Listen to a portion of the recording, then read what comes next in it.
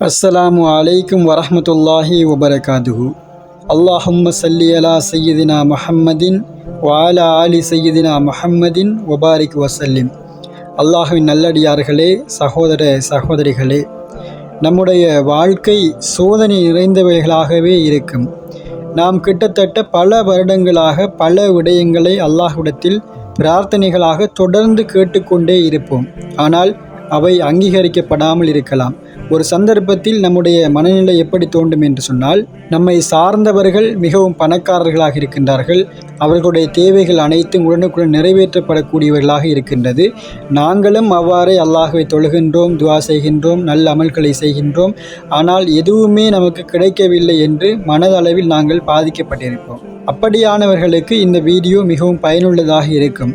நம்மை படைத்த இறைவன் நம்மை படைப்பதற்கு முன்பே, இந்த உலகத்தை படைப்பதற்கு முன்பே, எத்தனையோ ஆயிரம் ஆண்டுகளுக்கு முன்பதாக நம்முடைய விதியை, ஹலாவை அல்லாஹ் லஹ்ஃபுல் மஹ்ஃபூல் என்கின்ற ஒரு பலகையில் எழுதி வைத்திருக்கின்றான்.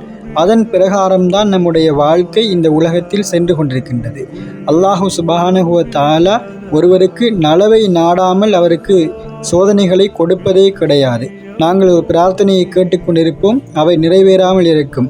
அதற்கு பின்னால் உள்ள நமக்கு ஏற்படக்கூடிய தீங்குகளை அல்லாஹ் மட்டுமே அறிவான். ஒரு விடயத்தை அல்லாஹு சுப்ஹானஹு வ தஆலா தாமதப்படுத்துகின்றான் அல்லது நமக்கு கொடுக்கவில்லை என்று சொன்னால் அதற்கு பின்னால் ஆயிரம் நலவுகள் இருக்கும். அதை நாங்கள் அறியவே மாட்டோம். அல்லாஹு சுப்ஹானஹு வ தஆலா மட்டுமே அறிவான்.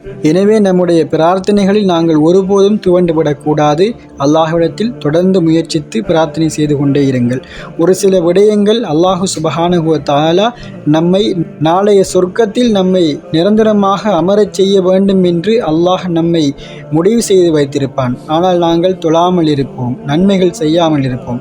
இப்படியான சந்தர்ப்பத்தில் ஏதாவது ஒன்றை செய்து அல்லாஹ் நம்மை அந்த சொர்க்கத்தில் நுழைய செய்ய வேண்டும் என்பதற்காக அதிகமான சோதனைகளை நமக்கு கொடுத்து கொண்டே இருப்பான், சிரமங்களை ஏற்படுத்துவான். அந்த சந்தர்ப்பத்தில் நாங்கள் பொறுமையாக இருக்கின்ற போதும், அல்லாஹை நினைவு கூறுகின்ற போதும், அதன் மூலமாக நமக்கு நன்மைகளையும் சொர்க்கத்தையும் அல்லாஹ் வாஜிபாக்கும். எனவே நம்முடைய துஆக்கள் அங்கீகரிக்கப்படவில்லை, நம்முடைய காரியங்கள் தாமதமாகின்றது, அதிகமான சோதனைகள் ஏற்படுகின்றது என்று சொன்னால் அல்ஹம்துலில்லாஹ் சொல்லுங்கள்.